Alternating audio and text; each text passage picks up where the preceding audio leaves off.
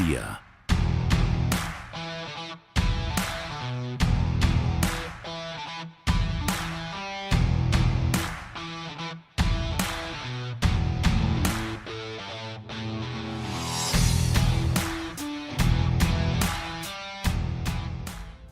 Does your ordinary radio feel a little limited?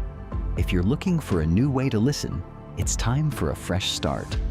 Introducing the Live the Dream Media app, your premier destination and a new level up for digital radio. Over the last 2 years, we've found new ways to ensure your digital radio experience is the best it can possibly be. From live podcasts that spark new perspectives to a 24/7 soundtrack of live music, and even our built-in merch store. We've built a platform that is convenient, high quality, and simple to navigate. But we're only just getting started. Catch all of our shows weekly and join the Live the Dream Media family today and help us change the airwaves forever. Download it for free on the App Store or Play Store today. Live the dream. The dream starts now.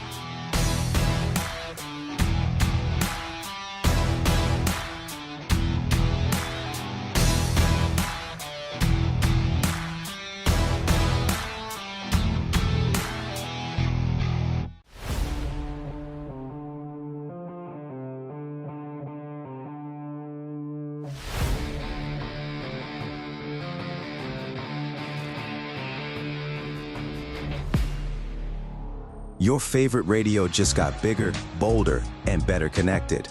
Live the Dream Media is revolutionizing how you stay tuned in. With our explosive growth in online radio and our brand new mobile app, your entertainment goes wherever you do. Stream your favorite shows, discover new hits, and connect with audiences across the digital landscape, all at your fingertips. Advertisers don't miss out. Join our expanding digital network and reach engaged listeners across platforms. Download the Live the Dream Media app today and experience radio reimagined. Thank you for tuning in to the Live the Dream Media Network. We've got an incredible slate of live podcasts waiting for you. Hi, everybody. Welcome to Truth and Tell. It is Monday, and I've got my husband here, Robbie Matthias. Mm-hmm. Yes. All my splendidness and introvertedness. Oh my gosh. I was just asking him, I said, does this make you nervous sitting in a room with, there's a lie detector on him? More than anyone will know.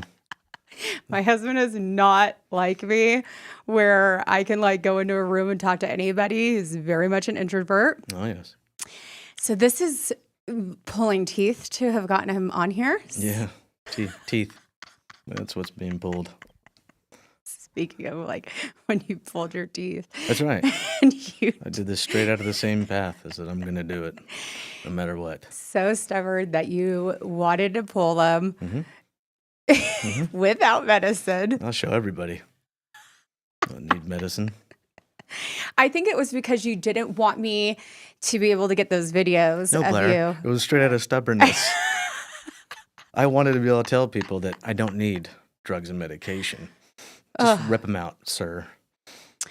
So I want to kind of start where we went to this Bible retreat, and we go in. I'm gone. You sit down. Somebody sits next to you. Yeah, that was very interesting. Yeah, you had left. You went to get coffee. And I was sitting basically by myself on the row chairs, and this gentleman just came and sat right next to me, which also makes me feel super comfortable. So he's about from here to here to me, and he asked me who I was, and we talked a little bit, and he told me he was doing a documentary. So I wonderfully asked him what kind of documentary he was doing, and he said it was about the throes of pornography, and then he asked me if I had any experience with that. And right then and there, I knew that God was like, it's time. And I told him, kind of went into our story and kind of told him what we'd gone through and some of the things I had gone through in my life. And he said, well, you'd like to be on a documentary and blah, blah, blah. And I said, that's not really my thing. I said, I told him I'd be happy to answer any questions off the air, and you could write it down and then say you talked to a guy. But he was like, nah, that's not going to work. So I didn't think anything of it. I just said, maybe I just told him I'd think about it. And then lo and behold, he found you, and you answered that question for us. So I did. I prayed about it, and I just knew, and I've told you this so many times, and I've told other people, when you've been through something that the enemy wanted to ruin you with, that God uses that same story to heal others. Yes. And I always think it's selfish of us to not tell the story of God's blessing, the redemption. Right. And that's where I'm at now. Yeah. You know, I'm so proud of you, it's by been, the way. I think ever since then, I think once I did that, and that was not that long ago, so it's not like I have a ton of experience kind of going around telling people stuff. But, Yeah. I feel that he's pulled me and told me that exact same thing is like, you know, I didn't do that so that you could be sitting in a corner quietly and you know, go back to enjoying your life. I need you to glorify my name and show people that people can change. People can be redeemed. You're only as broken as you can allow yourself to be, and with his help, you can pull yourself through. But if you don't tell people, no one's going to know. Yeah. And so you have to share your story, no matter how hard it is, and you know how tough the situations are. If it helps one person, it's worth it. And the things that I've gone through and the things that we've gone through are just they're so prevalent and Yeah. so out there with so many people, and so many people could probably use a good word to hear and use some encouragement so that they'll fight through it and not just kind of give up and let go, you know. And you know that's kind of what I did, and I know that God uses me specifically for this path. It's one of my purposes. I can feel it that I Yeah. need to do that, and I need to talk about it. And it's not fun. Like this isn't enjoyable. Like it's like, "Hey, Robbie, tell me all the horrible things." Like yes, here we are. Here we are. And so, but I am very proud of you. I just want Yeah. you to know that. well, thank you. That means a lot. And I'm proud of myself because this is stuff that you know me forever. I'm as quiet can be, and I'm so stubborn that I would just live so quietly if I was allowed to. But he's not going to allow me to do that. He doesn't want that for me, and I want to honor him, and I want to be in alignment with him, and I want to do the things that glorify his name. And in order to do that, I really need to tell people the Yeah. things I went through and how I went through them and how I got from here to here and all that. So, Well, let's start on how you got there. oh boy. So, where did you believe this addiction with pornography started? Yeah, I've been doing a lot of reflection upon that because I'm old. So it's not like I had a cell phone readily and I just like, oops, I slipped onto this wrong website. And, you know, when I was younger, I was exposed to things that I shouldn't have been exposed to. And I saw things that little children shouldn't be exposed to. Mhm. And so sex for me was not sacred at all. It was something that was just people did, and it was just an okay thing, and it was something men do, and it was completely acceptable. And it became very warped at a very young age, and I experienced things at a very young age that people should absolutely not experience. When I was 13, I was cleaning out. I had like an odd job with one of my friends, and you don't know this, but I was cleaning out a garage. You keep using these documentary and these podcasts to pop things out, by the way. Okay. I had a job to help this older guy with a friend of mine to clean out his house, and so we ended up cleaning up his garage and stuff like this. And in his garage, we found I don't even know how many Playboys we found. It must have been hundreds. And the guy didn't pay. He didn't want to pay us, but he told two 13-year-olds that he could. Did you just take those? And so we did, and we split them out. And that was like my first like exposure to that kind of stuff. And that simply just puts you down this slope and slippery slope because now you're really looking at it, you're fantasizing about it. Your mind is more just it's going on a very different path than where it needs to be. Yeah. And from there, sex became something that you wanted to do, we wanted to have, but not even, and at 13, not really understanding exactly what it entails, what it really means, what you're doing to your soul, what you're doing to your mind. It's just something now the door is opened. Yeah. The door was kicked wide open, and the devil found a really easy way to just invade my life. And he had already done so at a young age through some other stuff that, I went through some other things when I was 13, that I came to the revelation because of that documentary that I ended up, sexually assaulted at the age of 13, and an older woman took advantage of me, and that just continued the spiral. So it started with the magazines and jumped straight into the real thing immediately, and it really it just made it to some, it created something in me that just was something that now I felt attached to, that I needed to have, and not something that was gonna honor God, or something between a man and a husband and a wife. It was something that was completely warped. Yeah. And it was something that I said this in the documentary, I don't know what it's like to be a drug addict or a heroin addict, but I do know what it's like to be a sex addict and to have addictions to lust. And that was the first cravings that I had, that had begun. And the people that I was surrounded with and the men that were in my life were completely supportive of that. Yeah. And it wasn't something that was like, don't do that, don't stop that. And I love my mom, but my mom was also there, and she also didn't quite guide me down that path to stop that either. And there are reasons for that. I love you, Mother. And Tony is an amazing she's an human. amazing woman. So there was not any figures in my life to say, hey, you shouldn't be looking at this. You're too young for that. This is what this is. And this is, you should. Well, it's kind of like when we were talking about the boys, and I was very anti this, Yeah. and you were, they're boys. Yes. It's okay. And Yes. just like when you were, I remember having this conversation about the mom who did that to you. Mhm. And it was very much not a big deal in your mind. Yeah. And I would try to approach it with you, honey, this is a big deal. This was a mother. This was a older woman but everybody around you was like, cool, that's Yeah. awesome. High five. Yeah. Adults, it almost became like a badge of like, wow, okay, good for you, dude. And You're then so young. so young. I mean, I have a 13-year-old now, and I I can know. only imagine. And that's what, it's that's what's so heartbreaking about it, is that if you have the ability to get a hold of someone and try and stop them from going that path, and when you choose to not to, I mean, that child's just going to slide. I mean, there's just no way out of it. I mean, this world doesn't allow you to just get out of that. What did So, you feel at that time? Were you confused? Were you, yeah, I think I thought that's what I was supposed to be doing. Like, that's what men do. This was okay. did you feel like that made you a man? I don't know if that made me feel like a man, but it made me feel like I was wanted. I came from a semi-broken home, I guess you would say. It was pretty broken. Yeah, there wasn't a lot of like love and emotion and things like that. So this attachment gave me something like, oh, okay, I'm valuable here. Yeah. Instead of being valuable in other areas, this was where my value was. So you put love and being wanted through physical. Yeah, not even the love portion, just the physical act of it alone was, okay, this is my self-worth here. If I'm not getting this from these people, then I'm not getting anything at all. And it's Yeah. just it just destroyed my idea of what a relationship should be. It should have destroyed my idea of what sex in general should be. And it just became something that I needed to have. And it just kind of grew from there, and it went into high school with every single girlfriend that I had.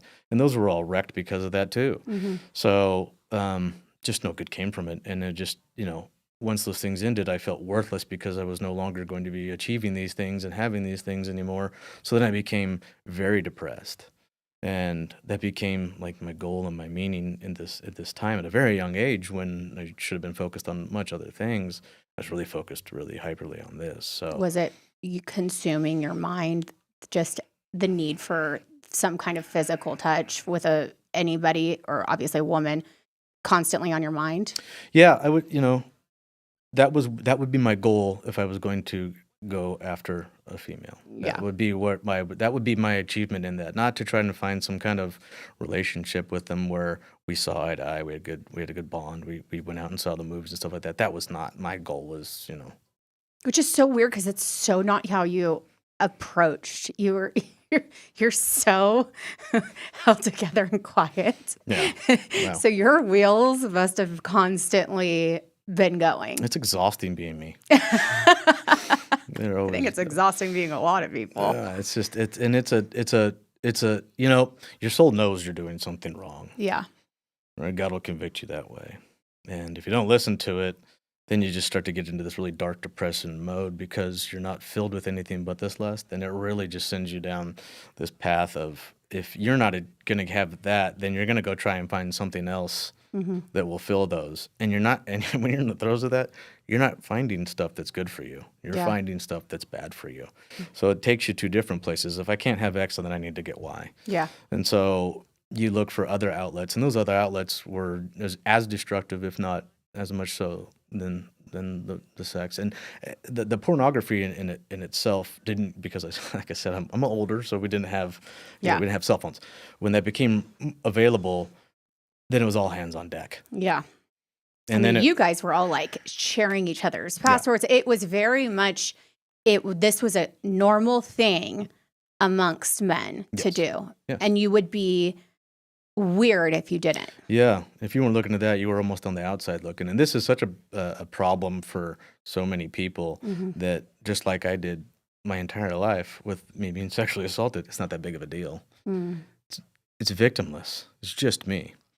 It's such a lie. It's such a lie the enemy just puts in your head so that you can continue to do that to yourself. And so you just lying to yourself. And then you just get into this ability to just continue to lie to yourself. And it's just it's a very bad cycle. How did you correlate the addiction to pornography to then crossing the lines of being okay to have affairs? Yeah, so this is a lot like doing drugs. It's like a lot like having a drug addiction. At some point in time, what you used to do is just not enough anymore because you're numb to it now, and that's not going to be enough. And you need like that excitement. Yeah, you can only continue to do that, and then that gets to a point where that's not. There needs to be more. There needs to be. There's not. The fulfillment is no longer there. The excitement of that moment in your mind, of that just tiny time, is not there anymore. So it's like chasing. You're just chasing it more, and it drags you down to, okay, this isn't going to work. So what would be next? Yeah, and that's what's next, because the fake pretend part of the fantasy is not real, obviously. So then you need to go find that somewhere, and that's where it will ultimately take everybody. Yeah, for sure. In one way or another, it's going to drag you there. Yeah. So. And for women or men that are asking about if their partner was doing this, was there anything that I, as your spouse, was doing that would have stopped you at that time? No. Yeah. No.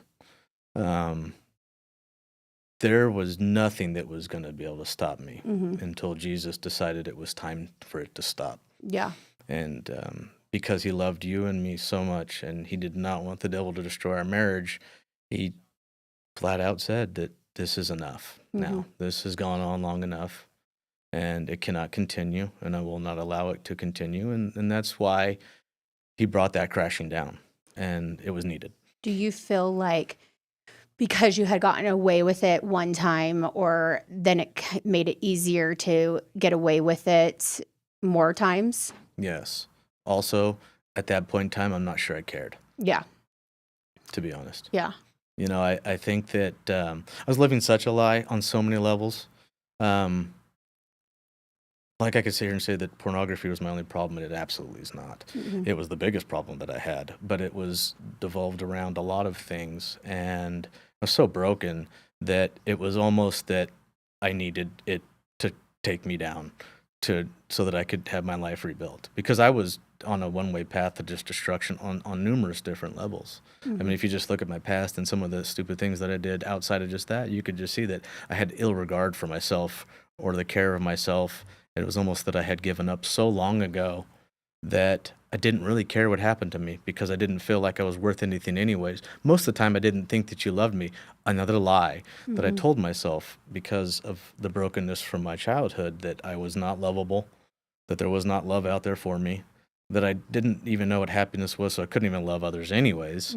So I was just so lost in where I was at in my sin, and so lost in my depression that I'm not sure that some one person was just going to come in and shake me free of it outside of the Lord. I mean, it was going to take a miracle and a supernatural intercession to get me to stop and to do things differently and to change my life, because the devil was just whispering so much into me. And what were the lies that he was telling you?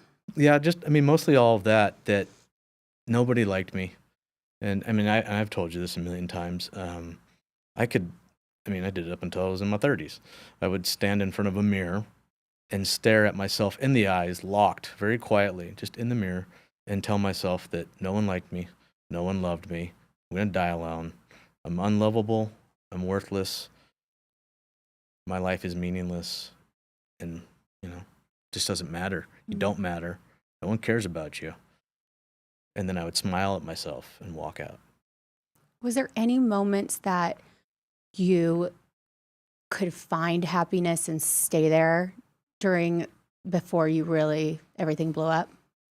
Yeah, I mean, I found moments of joy, and I found no peace, but I found moments of joy, fleeting as they were, with you. That my soul wanted to love you so much, because I do. I've always loved you, but I was so broken I didn't know how. I didn't know what that meant. Like, Yeah. if you told me I loved you, I'd be, I don't. Okay, Yeah. I'll just take your word for it, I guess. But the birth of our children were moments and periods in time where I'm like, I'm going to change. I'm going to stop this. And I would stop temporarily doing these things. And I would go times without, betraying you. And I would go moments without betraying myself. And I would try to do what I thought was right, not even knowing what that meant. And trying to be the man that you wanted, not knowing what that meant. And trying to be a better person, also not knowing what that meant. And I gave up because, I just, at that point in time, I could only get so much out of it with my soul the way it was, that the devil's like, that's great, but we got this over here still, remember? So let's go back over here. Remember that no one loves you? Come on. Yeah. Let's go fill that hole real quick. And don't you think it was how cunning the enemy is, that he would always put that temptation right back in to your life? Yep. And I always sense things. Yeah. So I would call things out, Right. and you would be like, how do you know this? Yeah. And I would get these weird dreams.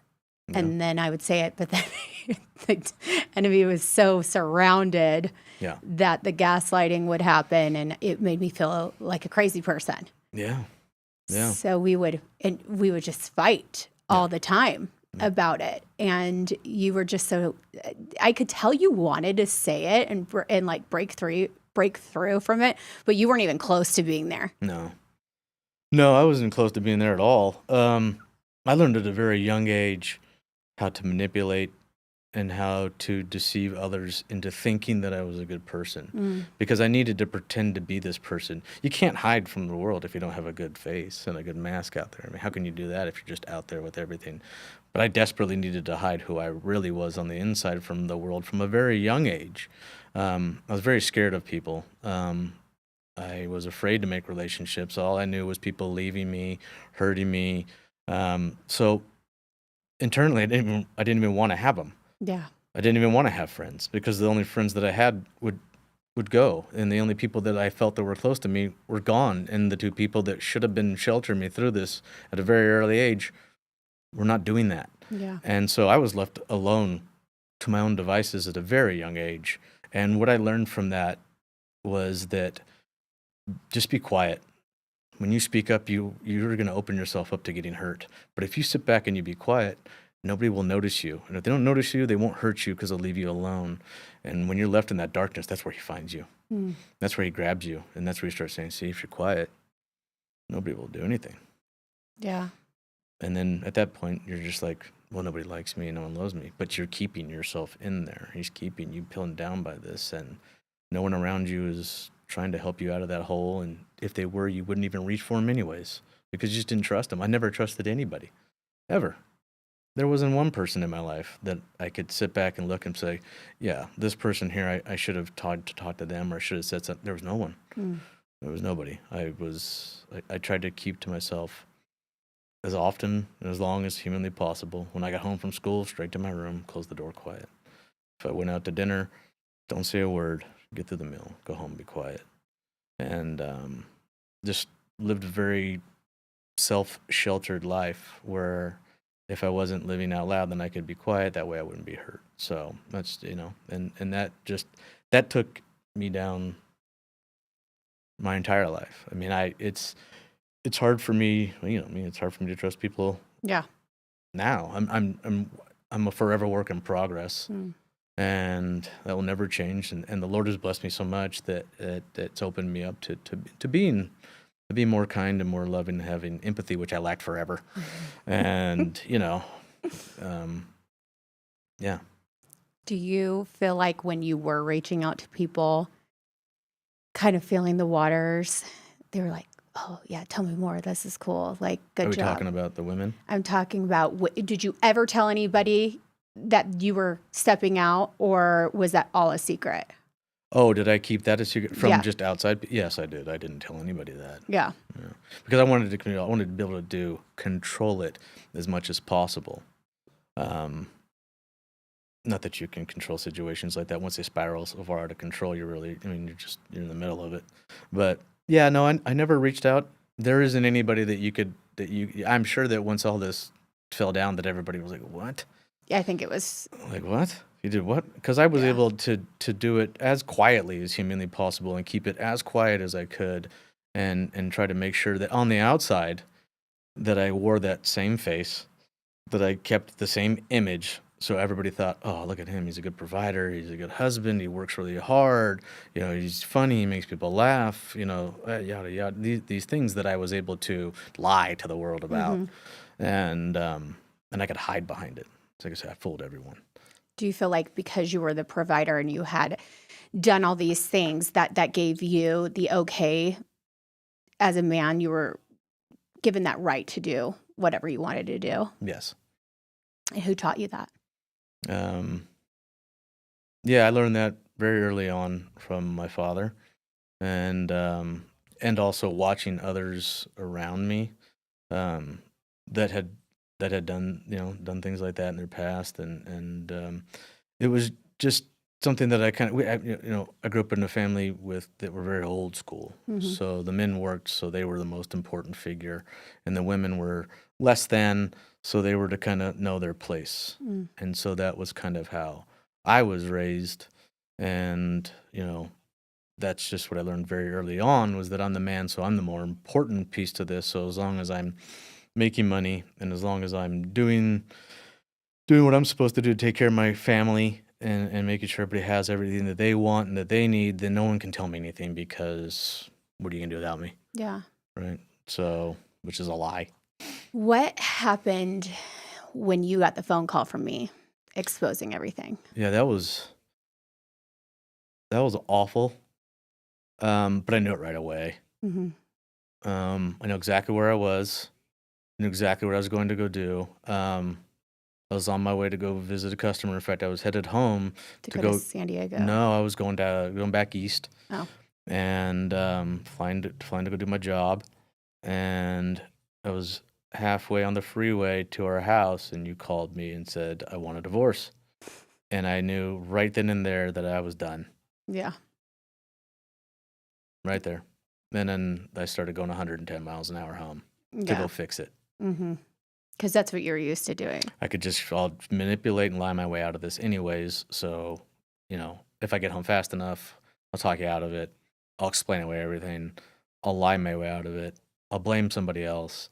I'll blame other things. I might blame you, and I might blame stuff, and I'll get myself out of this, like I always have.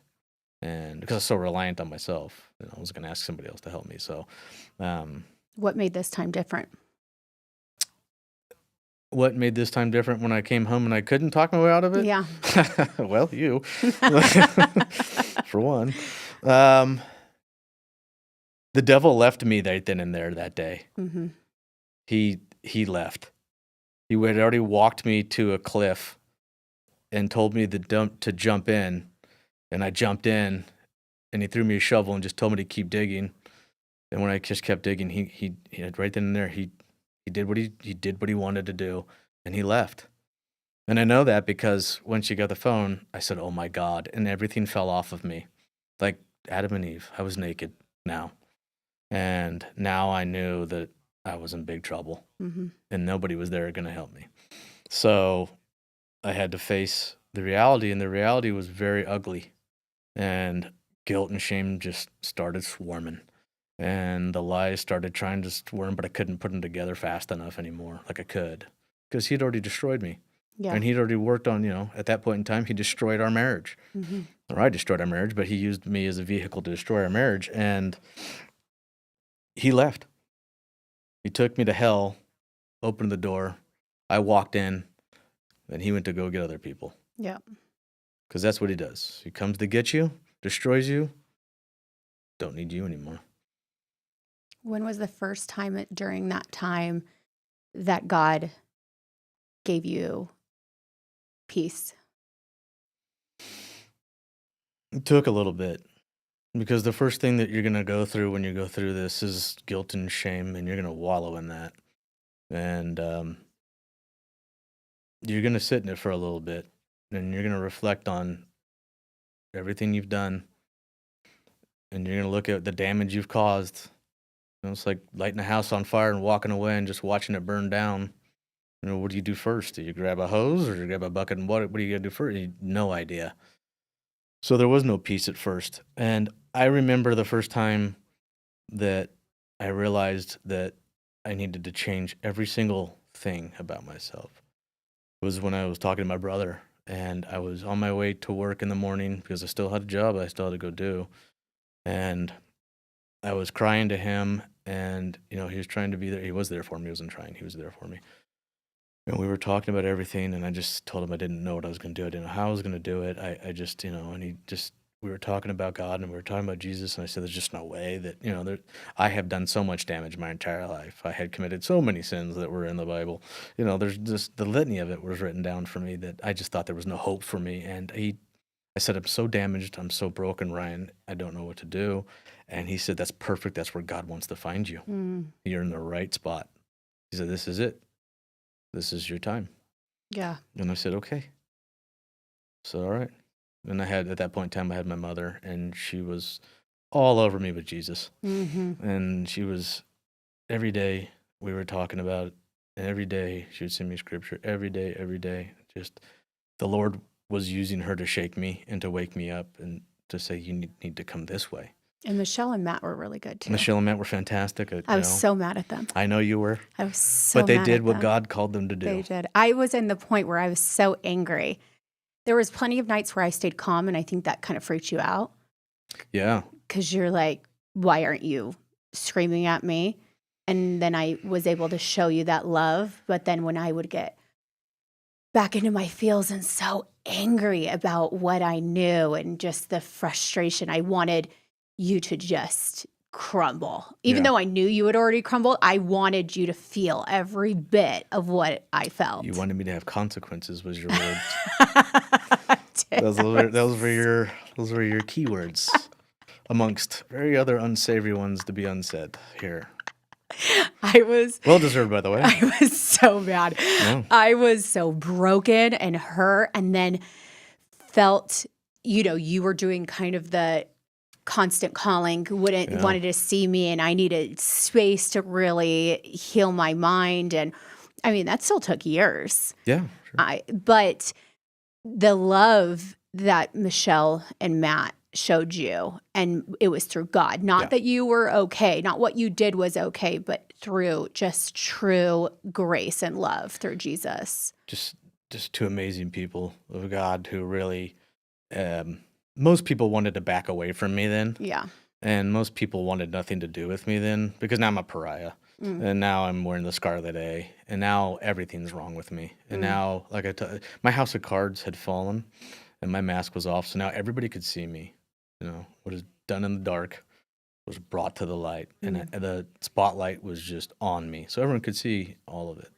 And I mean, it didn't help that I, blasted on Facebook because I thought this is going to give me my accountability to leave. this will show them. This will show them the whole, if I ever go back, I'm going to look like a total idiot. So Yeah, no, that was also fun, but it, that's it. That's one. It is what it is. But they were amazing, and they took a lot of the time throughout the day to check on me and to minister to me and to really speak life into me and really help me in that time. And it took me a little while, but I remember that I was in bed one night, and this I've told you. I was in bed one night and I was just crying to Jesus the whole time. I barely slept at all during that time. And I was just crying to him, telling him how broken I was. Not that he doesn't already know these things, but telling him all these things that how I feel, and really just opening up for the first time to him, and really accepting the fact that my ways were awful, and that everything that I dictated from my will doesn't work. Yeah. It wasn't working. So I needed him to show me how to live a better life, to be a better man, to align myself with him in such a way that I could start to renew who I was as a human being and his child. And I fell asleep crying to him, listening to, I forget what song I was listening to, but I was listening to some worship music at the time, and I basically cried myself to sleep. And the dream that night was so vivid and so life changing for me. I was in that same pit where the devil left me, and I was just crying and like, why would you do this to me? Why would you do this to me? And I was talking to myself, Mm-hmm. and I just saw a hand reach down and this vivid light, and I couldn't make out the figure, but I knew who he was. And he said, "Grab my hand, we're getting out of here. Mm. It's time to go, my son." And I woke up at that. And then that's when I felt, I guess you would call it peace. I don't, at that point in time, I was going through a lot. So at that point in time, I was like, okay, I felt some reassurance Yeah. that, okay, I just dropped a nuclear bomb on my family. Mm-hmm. But, he's going to help me get through this, and he's going to guide me through this. And from that point in time forward, I stopped trying to actively chase you as much and trying to fix the situation myself, because that's what I was doing. I Mm-hmm. was just calling you, love bombing you, the Mhm. kids say, and love bombing you, trying to fix it because I was going to fix it. I was going to fix it. Well, no, I wasn't going to fix it, Yeah. because God told me that you're not fixing that. Mhm. I'm going to fix that, but I'm going to fix you first. Mhm. And so at that point in time, I had to put my hands up and say, okay, Jesus, what do you need me to do? What are the steps I need to take? Tell me what I got to do. Guide me, be with me, and strengthen me through this. And at that point in time, I didn't want him to, because I was in such a self-sabotage, self-pity mode, that I was living in such shame and such guilt that I was like, just leave me here in this. And he loves me so much. That was the first two things he started taking from me, because he knew that God will only give you what you can handle. And he knew that if I just kept living in that, I would just go right back to who I was. It would kill me, Mhm. because I would go do more destructive things, and he wouldn't allow it. And he's took those first two things he took from me was my guilt and my shame, and said, you need to follow me, you need to listen to me, and I'll get with her, and I'll get with both of you guys when the time is right, but right now we need to fix you, because you are absolutely shattered and broken, and you need me. And I did. I needed a savior, and that's exactly what he did for me. So Do you feel like, when's the first time you really forgave yourself? oh boy,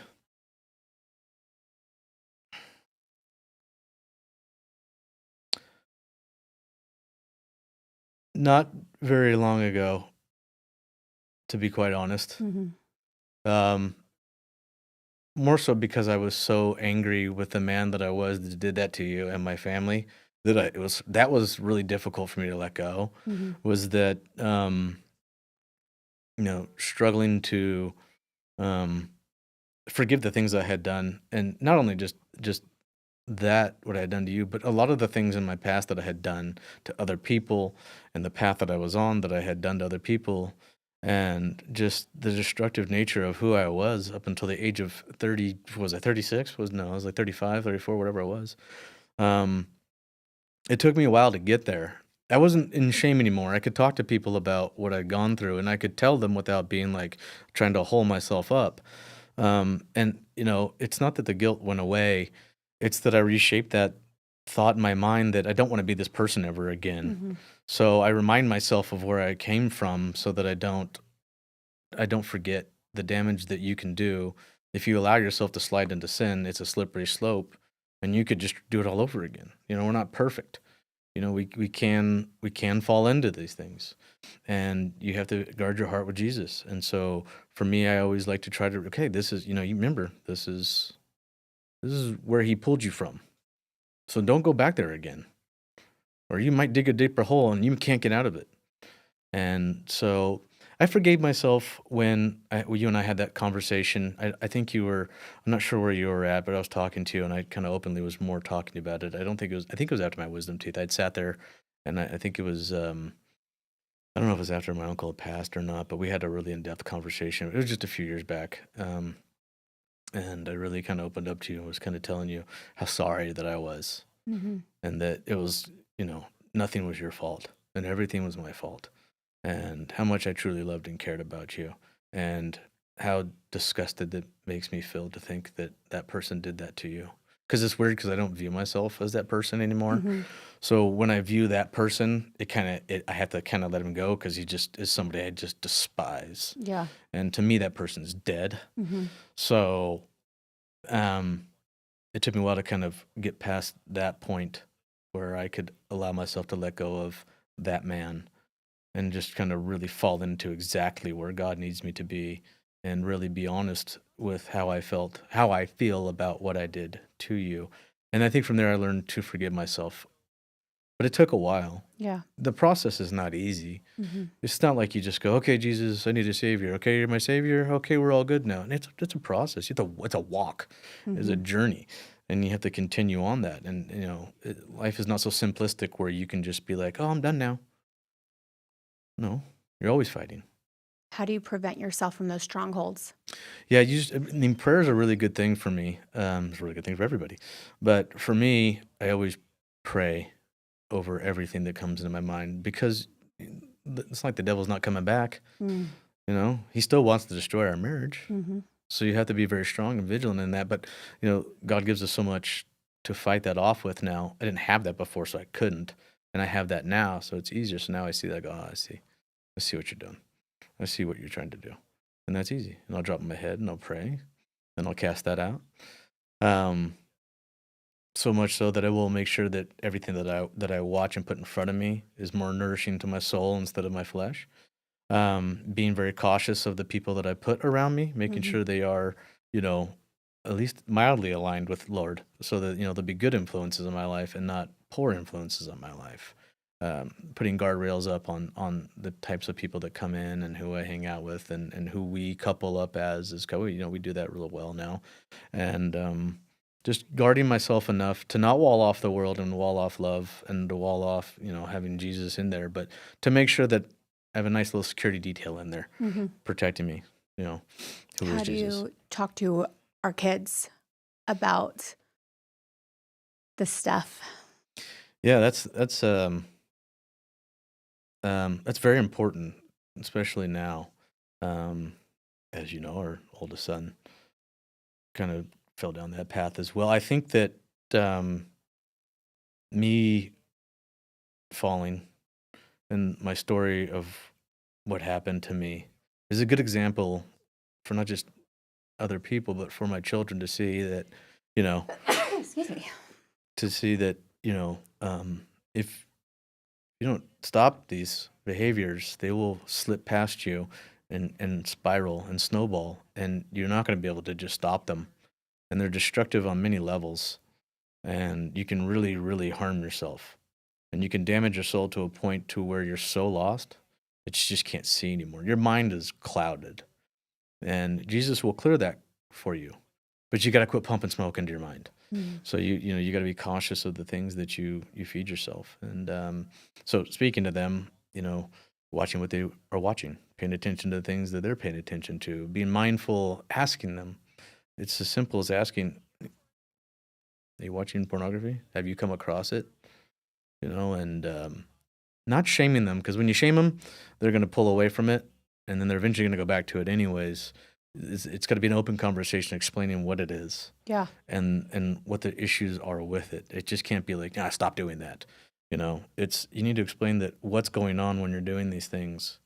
What's happening to the women in these things? Yeah. What's going on with all of it? What it really means and how demonic the whole thing is, and what the damage it will do to you. So if you choose to do this, then you're going to get drugged down a place you don't want to go. And you may get drugged down to a dark hole that you can't see any light. And it's going to be really hard for you to breathe in that moment. And you're not going to know what to do. And you'll dive deeper into it because that's all you know. So it's just constantly trying to have a good conversation with them, being encouraging. loving them correctly, showing them what love looks like, right?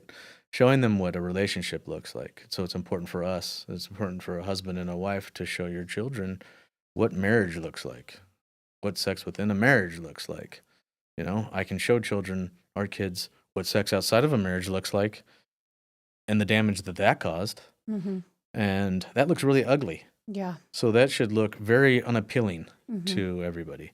I can do these things and destroy everybody, or I can align myself with God and realize that these things are sacred between a man and a woman and should be confined to the marriage just like he intended, and keep it with the Holy Spirit and with God within your marriage, and not giving pieces of your soul out to everyone that you can't get back. And you know, just being upfront and honest about them. You know, I think my story is easier for me to tell the children stuff, you know, and talk to them when the time's appropriate, of course. But being open and being honest, you know, not shaming them.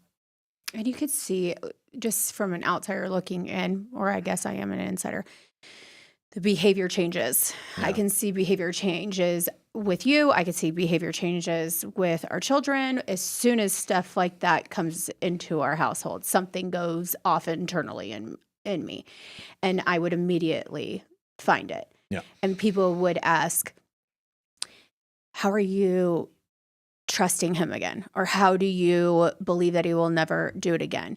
And my answer is I had to give it 100% to God. Yeah.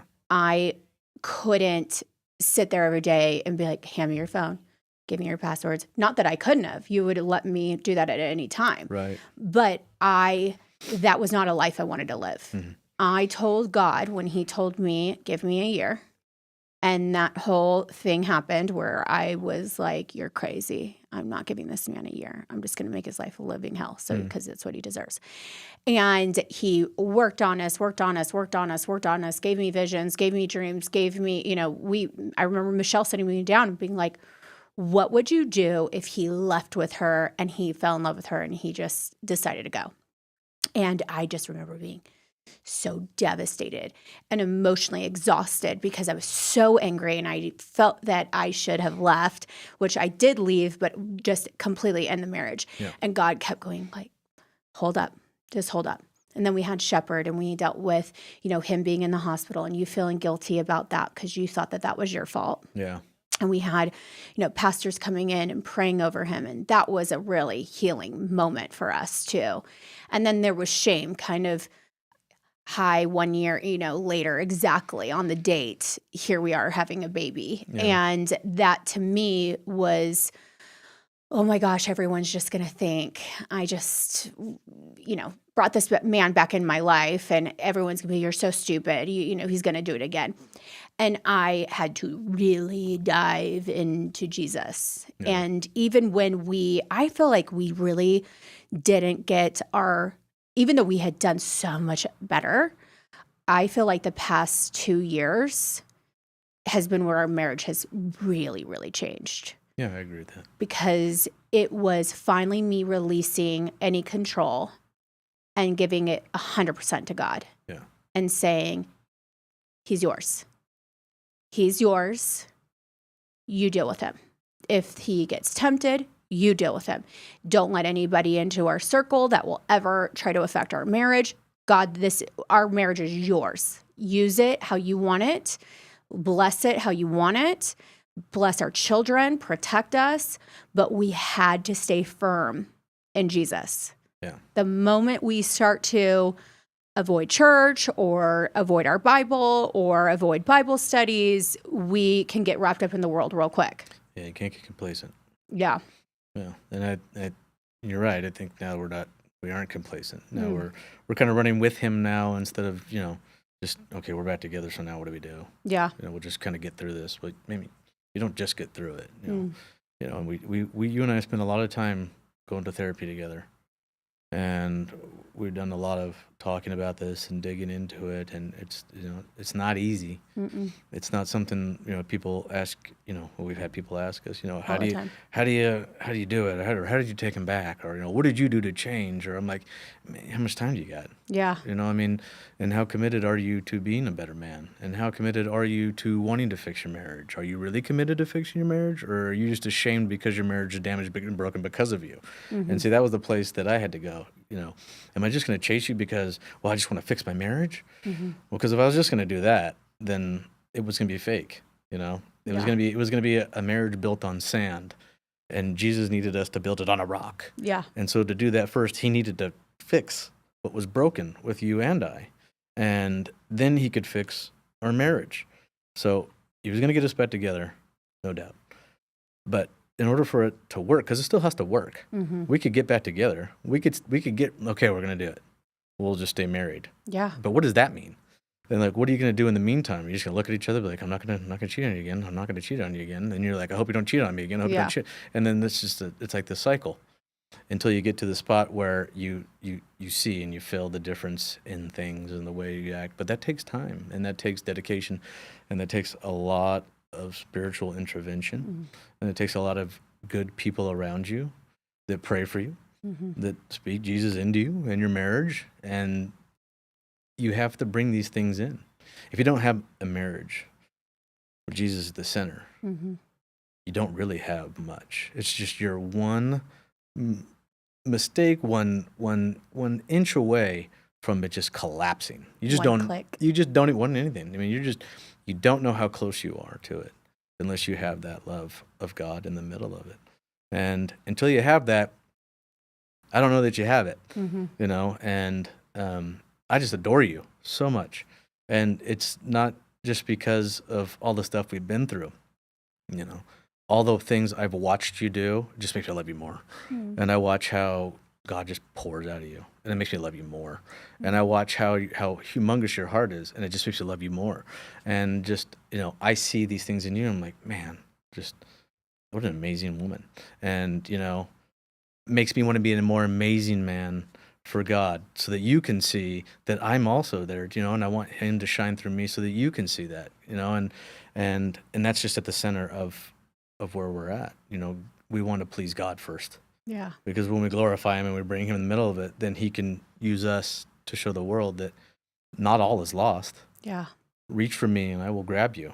I will save you. But you got to ask, and you got to listen, and you got to do the hard work, because we still live in a world. So You both have to change. Like, so many times we get asked, like, how did you do it? How did you do it? And I remember telling women, it's okay to stay and fight for your marriage. It's also okay to leave. yeah. And there has to be a consequence. I do believe when something like this happens, separate from each other. Yeah, you need to. Because if you do not have a surrendering to Jesus, the world is going to make you fail in so many ways. Right. And it's in the Bible, right? You clean your house and then 7 times comes back, because where is your moral compass? If you don't have the foundation of Jesus and what he's asking for us to do, then we can just get slid off the road so many times, because what you tell yourself matters. Yeah. Well, I didn't do that. Okay, I did this, but I didn't do that. And then the line just keeps getting pushed. Yeah. Yeah. And then you have destruction. And the world will be like, oh, just leave and you'll be just fine. And I would have been just fine. You would have been just fine. I mean, there was a million girls right there in your DMs being like, I'll save you. And it was just kind of crazy, because the world will just, any way it can get in, it will try to dive in. Yeah. And so you have to have that surrender. Both parties have to have that surrender. Yeah. And it has to be all laid out on the table. There can be no more secrets. It has to be confessed. And then there has to be a healing. The healing for me had to be me and Jesus got into it. Every morning you saw me in that front courtyard, diving into my Bible. Yep. having serious conversations about where were you? Why'd you let this happen to me? Why have I always been second choice for everyone? I try to love on people. I try to love on everyone. I love your people, Lord. Why am I constantly getting hurt? And God had to heal me from that. Same with you. I constantly reminded you of your shame and everything you had gone through. And you were like, this is no longer me. But I kept wanting you to be punished for the person I wanted to hold you accountable for. Yeah. So I had to truly forgive you, truly forgive myself, forgive God. And you had to do all of those same things. And we had to have a fight. We had to get into a really spiritual warfare of our relationship has to have Jesus in it. Without it, we fail. Yep. Yeah. Because I went to CR for a while, and I was talking to this older gentleman. Now, granted, I'm the only guy in there, but I don't mean to laugh about it, but I'm the only person in there who's got like a pornography addiction. I'm sure they probably all did too, but these are mostly alcoholics and drug addicts, and they're working the 12-step program. Well, this is no different than being addicted to something else. So Yeah. I immersed myself in this too, and everybody usually at the end of these things, someone older grabs someone new. It's an amazing program because the people that have been in it for a long time that really buy into it will usually grab a dude who just came in there because they want them to stay in, and they want them to buy into it, and they want them to see what God can do for them if you just buy in. And then this guy and I were talking afterwards, and this was the moment that things really started clicking for me. And I know God was speaking through this man, and I told him my life story and told him how broken I was, and I watched his eyes get real wide, and like everyone does. And he goes, you know what? He's like, I think we can fix you. And he goes, okay. I said, okay.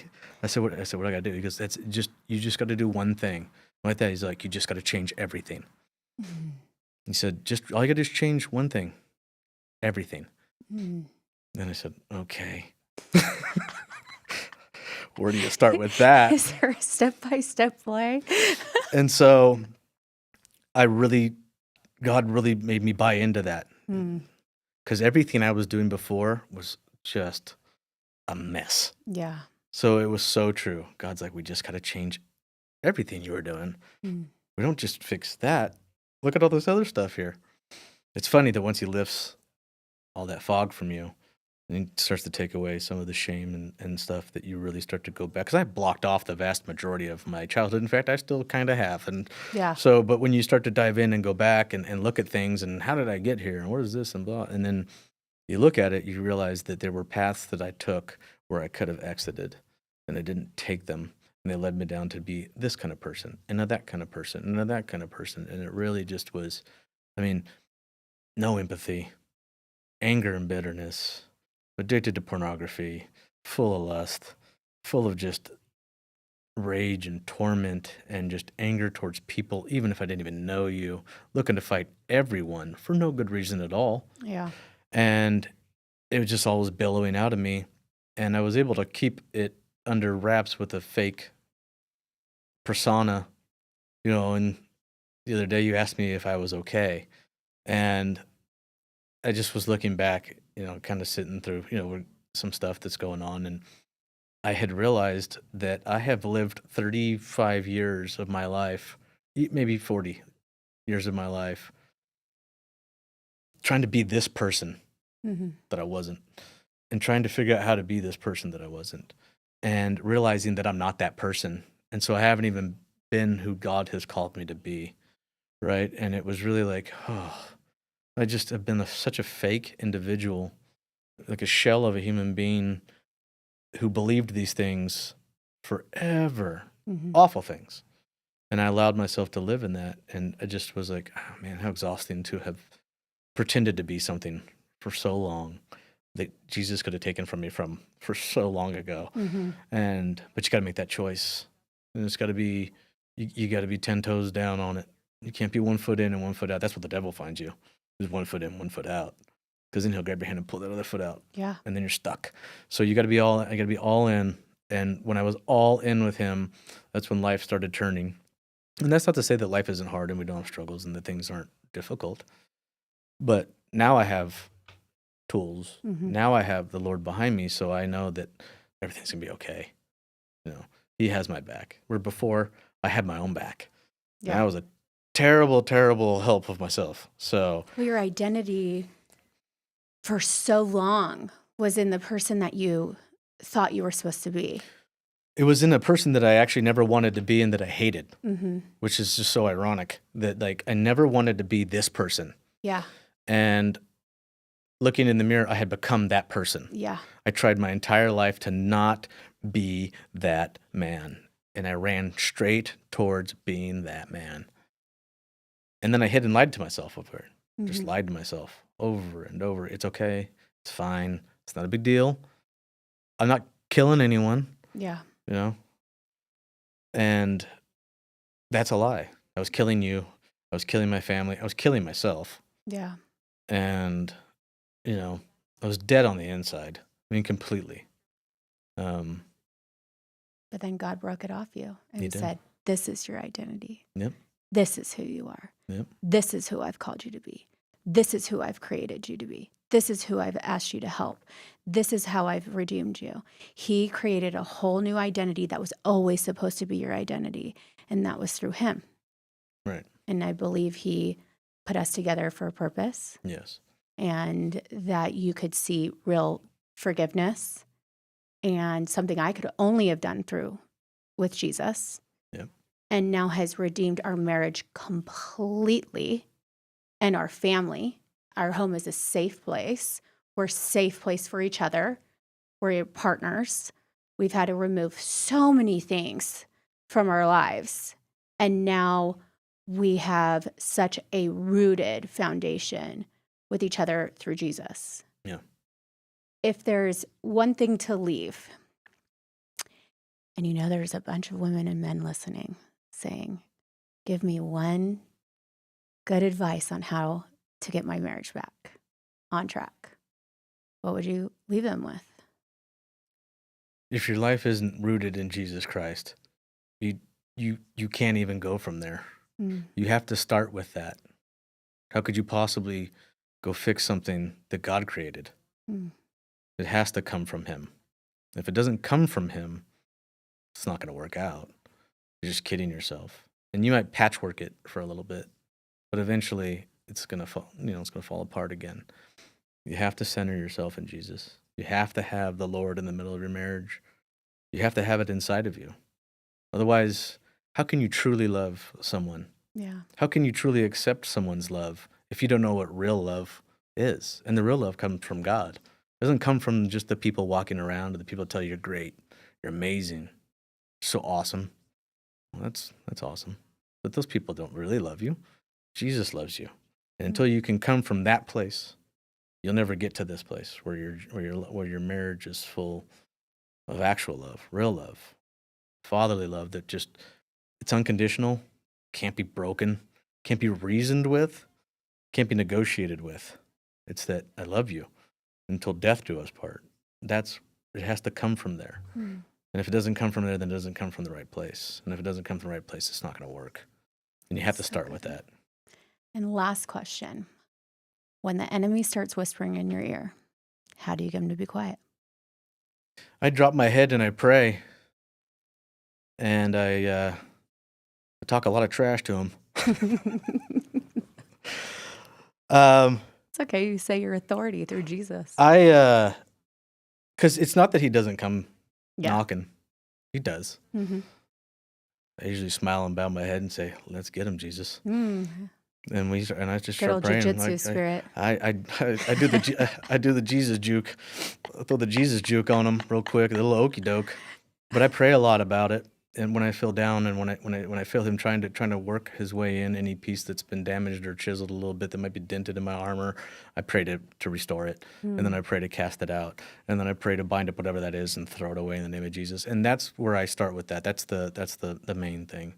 So I just Stay prayed up. yep, You stay prayed up. that's what I do. I love it at night when you bow your head. And then you start going, hey, like, hey, I'm praying. Thanks for ruining my prayer. just have to start praying out loud so I can know when you're praying. Wow. Oh, well, babe, I'm so proud of you. No, thank I you. love you so much. I love you, darling. And I'm so thankful that you came on. I just feel a calling on you to just tell this story and our story because, yes, so many people always ask me, even in the documentary, like, how'd you stay? I know. It's not every now and then where you blow pastors' minds like, oh, okay. And you know what? I believe just a testament. God made me a God-fearing woman. Yeah. And I knew if I said that prayer, he's yours. Yeah. I even just like Priscilla Shire, I'm like, if he gets tempted, you make him sick. I do not care. He is yours. And I trust God so much that I've been able to 100% trust you.